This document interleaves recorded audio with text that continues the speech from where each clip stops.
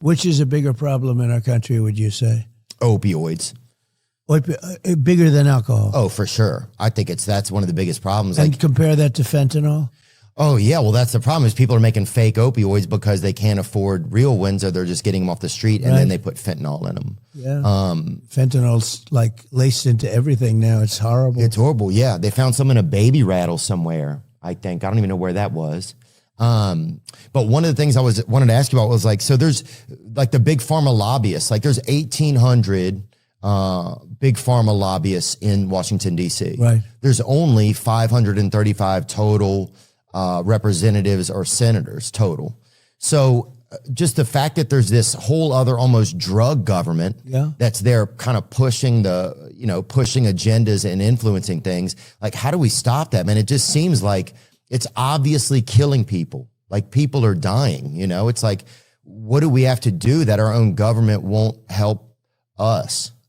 Well, you have to stop listening to lobbyists. I was not a big person for lobbyists. And if they have even a little access to like a president or a senator or a congressman or woman, they're snakes. They get a lot of money. Yeah. And in some cases, they just take the money. They don't do anything. But you have a lot of lobbyists in Washington pushing, and certainly a lot for all of the things that we're talking about, including winning. Alcohol. The lobbyists are winning, it feels like. Yeah, they're winning. They're making a lot of money, absolutely. Can you stop that? Can a president stop that? Like, how do we stop that? Well, one way you could stop it is to say if you're going to go into government, you can never be a lobbyist.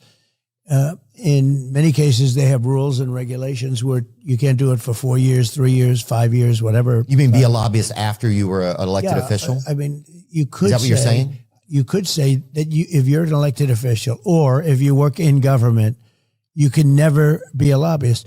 You have people that work in government and they give out contracts to the military, and then they leave and they work for the people that they're giving out contracts to. It's exactly what happened with the Sackler family with the drug companies. They hired people that were on the FDA to work for them so they could loophole the laws. Yeah. But can we outlaw lobbyists, or we can't do that? Well, there's a whole constitutional thing there. I mean, can you make somebody never, ever go into the business if you work for government, and especially if you're giving out contracts? In other words, you're a powerful person within some industry, the Navy, the Army, anything. It could be military procurement, etc. There's a whole thing there's a whole question as to you give out a contract and then all of a sudden you're working for the person you gave out the contract to or the company that you gave out the contract to.